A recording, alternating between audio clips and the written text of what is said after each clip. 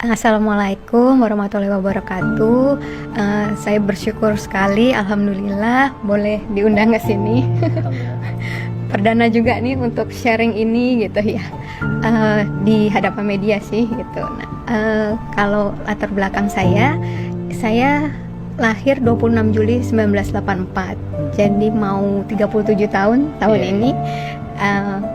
Dari kecil dibesarkan dalam keluarga Kristen. Kemudian saya 2010 menikah. Kemudian sampai saat ini dikaruniai 3 anak.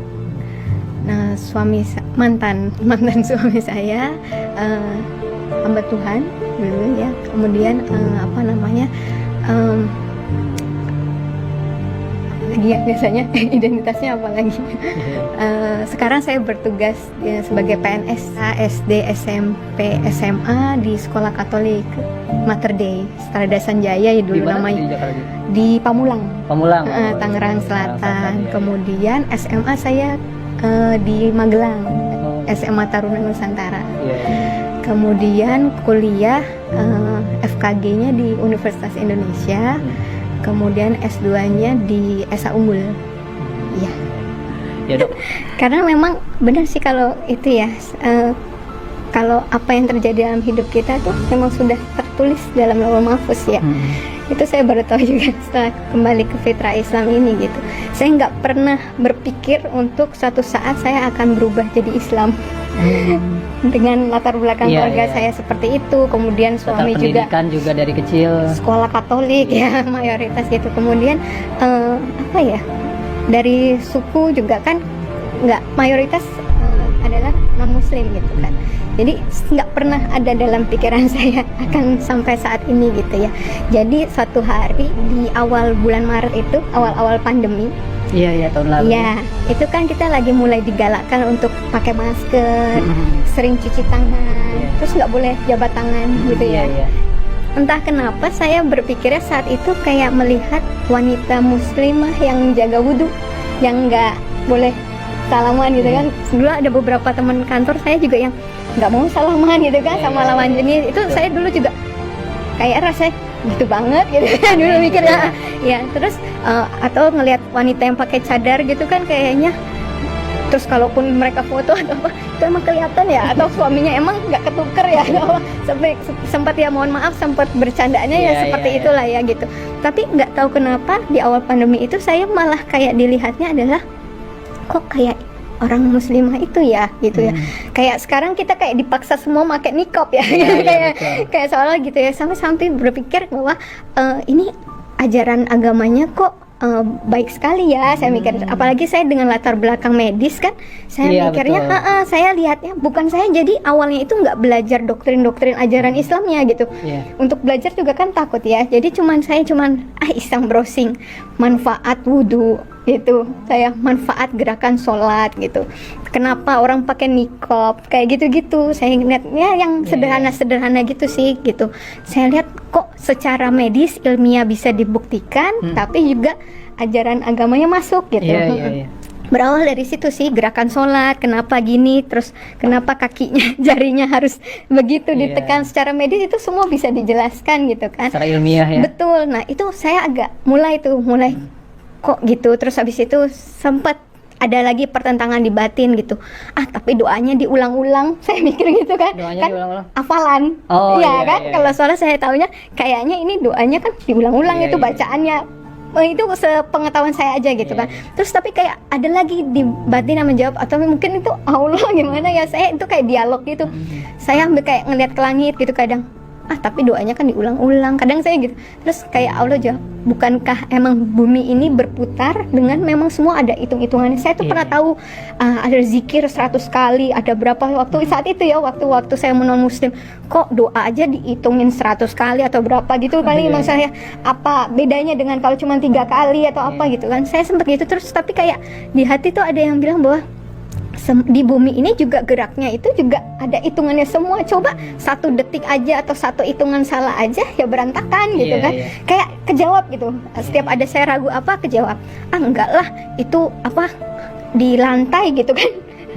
sholatnya sembayangnya tuh ke lantai gitu, kayaknya kotor atau gimana gitu ya mikirnya gitu ya. Terus tapi saya mikir lagi, tapi itu kayaknya itu ya di hadapan Allah semua sama ya. Tapi waktu saya itu ngomong di hadapan Allah ya, di hadapan Tuhan kan emang semua manusia sama ya gitu kan, derajatnya sama ya. Itu mau kaya mau miskin semua di lantai kan, nggak bisa milih. Kayak mohon maaf yang sebelumnya kan saya bisa duduk di kursi yang kalau PD bisa duduk di depan mungkin, yang ini duduk di belakang, yang di depan mungkin kursinya lebih bagus atau apa gitu.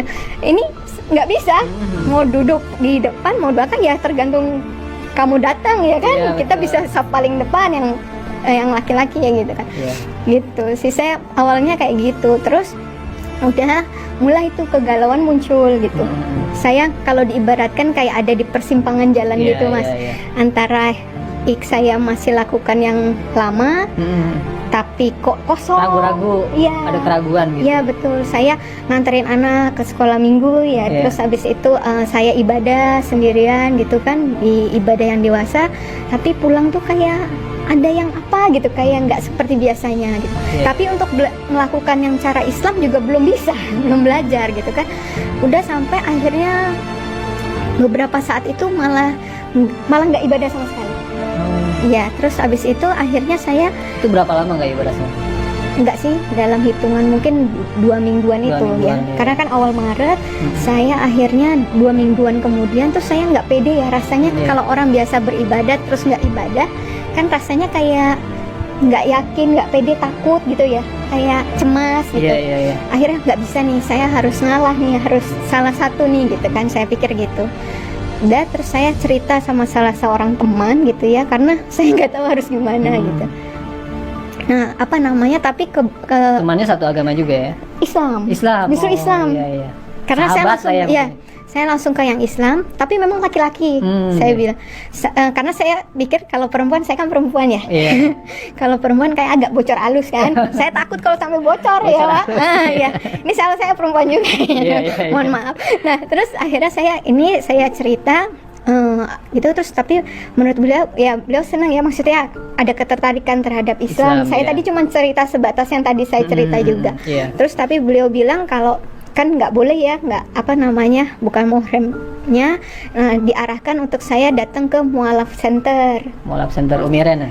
Belum. Belum ya. Kebetulan ketemu dengan Bunda Sri di Mualaf Center di Jakarta Barat, Duri Kepa.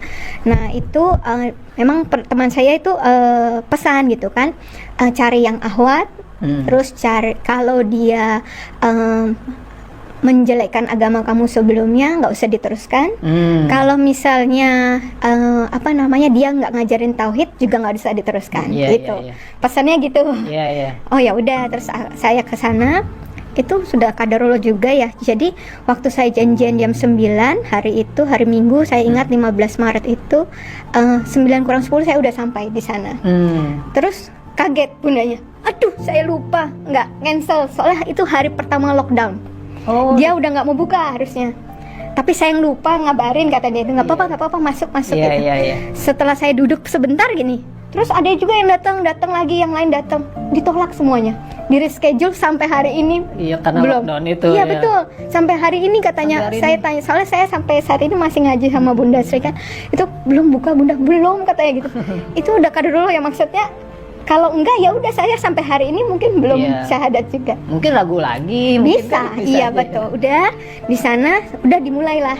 Kenapa? Saya ceritain seperti tadi juga. Oke, terus benar yang kayak teman saya bilang, beliau nggak nanya latar belakang saya, semua nggak ada nanya apapun, langsung jelasin tauhid, rukun iman, rukun Islam. Itu sambil diceritakan itu tuh air mata nggak terasa ngalir terus ya. Dari jam 9 sampai menjelang zuhur. Bunda nanya, gimana? Dokter Karissa sekarang mau gimana? Katanya gitu. Ya Bunda, saya belajar dulu, saya bilang gitu. Kalau yakin nanti saya masuk Islam, saya bilang gitu. Terus Bunda bilang, ya boleh gitu kan.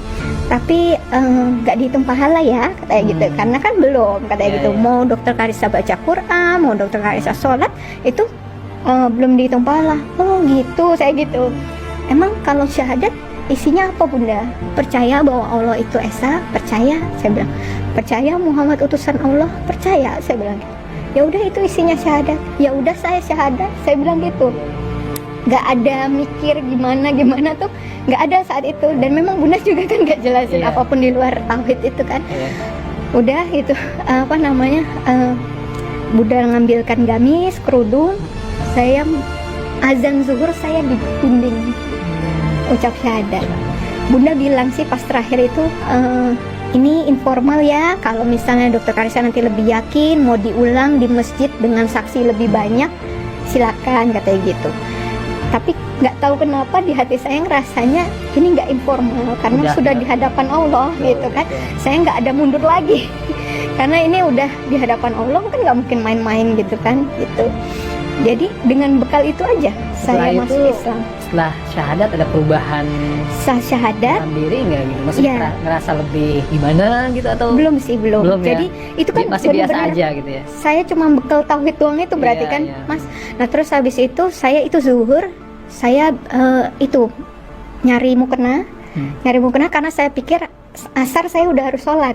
Iya, iya. Iya, saya cerita sama saya kan, dibilang apa namanya, emang udah bisa pakai YouTube, saya bilang gitu. Belajar dari YouTube. Pakai YouTube itu pun yang anak-anak, Iya, yang supaya pelafalannya pelan-pelan gitu kan. Udah beberapa kali tuh pakai YouTube. Sampai akhirnya hari Rabu itu waktunya saya masuk kantor, udah WFO lagi WFO. Waduh, saya harus cerita ini sama satu temen yang perempuan, karena saya harus jamaah kan, sholat Iya. jamaah. Nggak mungkin saya Tapi pasang pakaian YouTube. belum kerudung ya? Belum kerudung.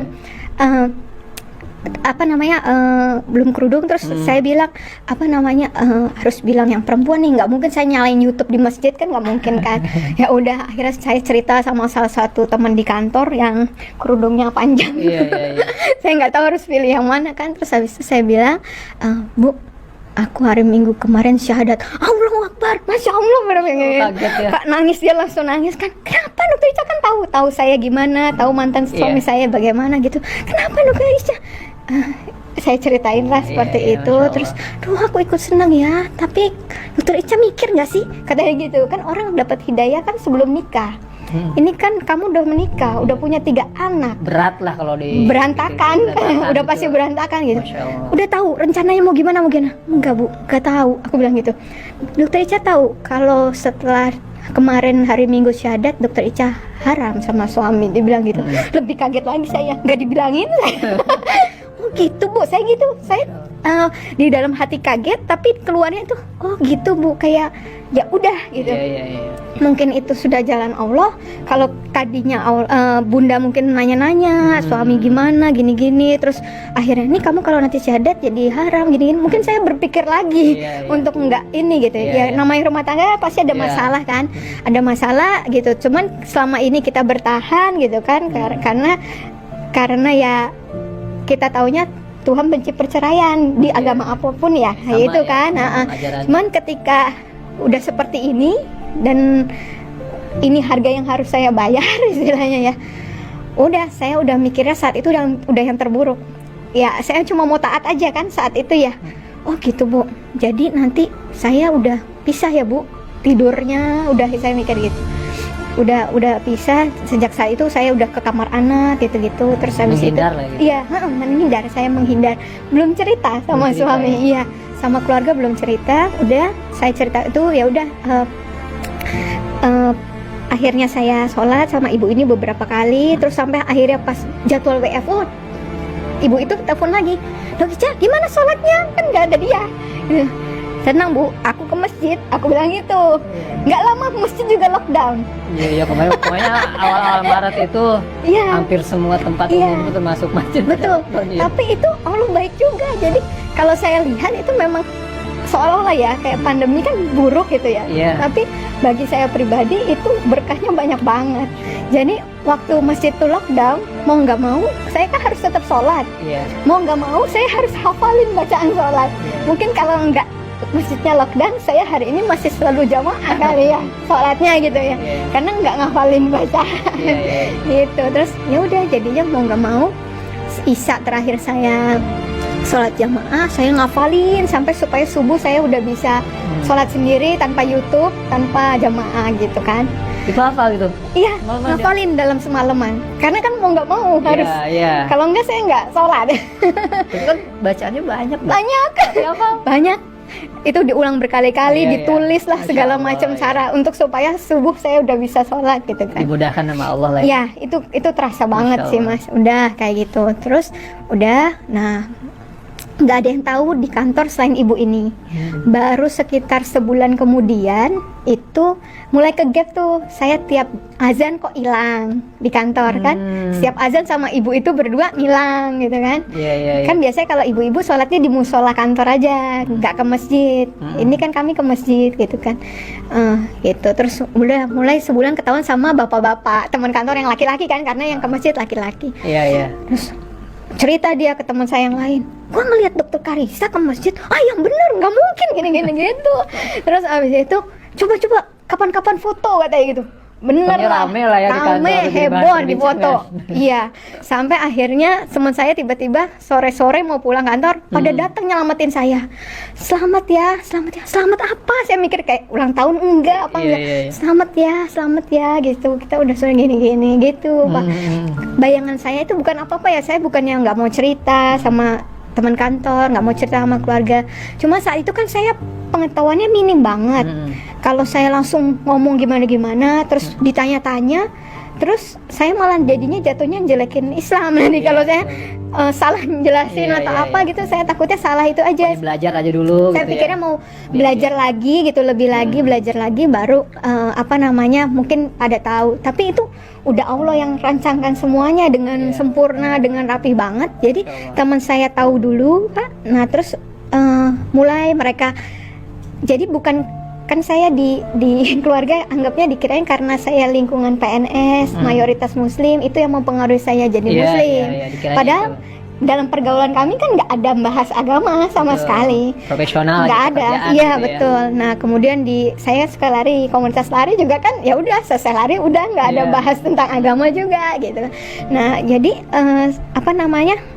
baru setelah itu mereka tahu, baru mereka kirim link, kirim buku, kirim apa Supaya gitu kita kan. belajar gitu ya. Betul. Setelah itu memang baru. Nah kemudian ada salah satu guru ngaji yang betulin bacaan gitu-gitu bilang, kapan dok harus ngomong sama suami terutama ya, karena dan keluarga terdekat, orang tua dok ngomong, ya ntar ya bu, udah masuk Ramadan. Iya. Itu kalau diceritain ini langsung nggak apa-apa kronologisnya Iya, ya, nggak apa-apa, saya biarin nggak ini Iya, ya. iya, nggak Padahal apa-apa. ditanya Lanjut, cuma lanjut, dapat ya. hidayahnya, tapi lah jadi lanjut. Nggak apa-apa. Nah, jadi itu kan mau masuk Ramadan. Itu saya mulai belajar taraweh kan, cara sholat taraweh gitu Iya. ya. Saya udah belajar, cuma saya lagi mikir, itu 2 hari sebelum mulai taraweh pertama saya belajar itu. Saya mikir gimana ya, yang 4 rakaat aja saya deg-degan sholatnya. Jadi rumah saya tuh ada CCTV-nya semua. Cuma ada satu blind spot itu yang di depan pintu klinik saya. Jadi kalau dari sisi sini ada CCTV, dari sana CCTV, pas di depan pintunya banget lah, itu yang kayaknya blind spotnya, yang nggak dapet CCTV dimanapun. Jadi saya sholat di depan pintu klinik saya, yang mana itu deket sebelahnya kamar mandi, sebelah pintu klinik gitu. Jadi saya sholat di situ, diam-diam, termasuk pembantu saya mungkin nggak tahu juga, walaupun mereka mungkin nyuci mukena yang bukan miliknya, mungkin ya tahu juga tapi nggak tanya. Itu setiap habis sholat tuh keringet sejagung-jagung karena saking takut ketahuan. Iya betul. 4 rakaat itu rasa lama banget. Saya nggak kebayang 11 rakaat Apalagi pas taraweh gimana. Udah, tapi ya saya nggak tahu, saya jalanin aja, terus saya belajar aja. Pas harinya harus taraweh itu, pulang kantor, tiba-tiba saya masuk rumah kosong. Jadi anak-anak, suami, pembantu itu ternyata lagi diajak pergi ke rumah mertua. Terus habis itu saya selesai taraweh, selesai rakaat terakhir, pintu pagar dibuka. Jadi istilahnya mereka baru pulang lagi, jadi saya bisa taraweh dengan lancar gitu. Ya, itu banyak kemudian Allah kasih. Setiap habis selesai sholat yang wajib itu saya gini, alhamdulillah ya Allah bisa sholat, kasih kemudahan ya Allah untuk bisa sholat yang selanjutnya. Itu terus kayak gitu. Itu saya inget banget prosesnya saat masih belum ketahuan. Ya, sampai lebaran apa? Sampai waktu Ramadan itu saya alhamdulillah kan belum bisa bahasa Arab. Jadi saya baca Puasa terjemahan. juga dok, udah mulai puasa. Kalau puasa saya dulu non muslim kan memang udah sering puasa juga. Iya, udah inilah ya. udah terbiasa Iya. juga ya.